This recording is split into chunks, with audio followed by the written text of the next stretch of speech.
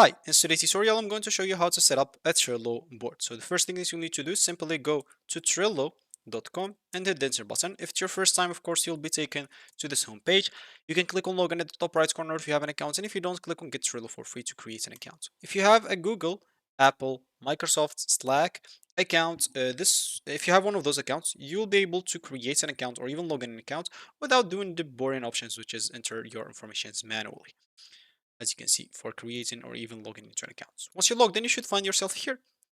Here, if you don't have a workspace, make sure to go and create a new one, because without a workspace, you will not be able to set up a board or create a board.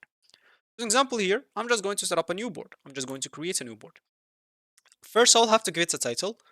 I can give this whatever I want. And of course, this is if I want to start with scratch, with an empty board. So if I go here and name it empty, and go and choose a background like this, click on create. As you can see, this will create or set up an empty board.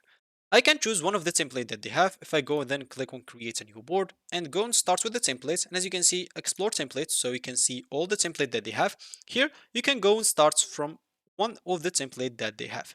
They have multiple templates to start with, such or each template for its own option. This is for business, this is for design, for education, engineering, marketing, project management. Let's say, for example, I want templates for project management, and this one, client work out management.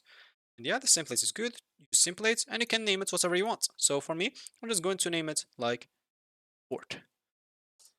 And then I'm just going to click on create. Oh, I want this workspace and keep the cards, keep the templates cards, click on create. And as you can see, I set up a board now.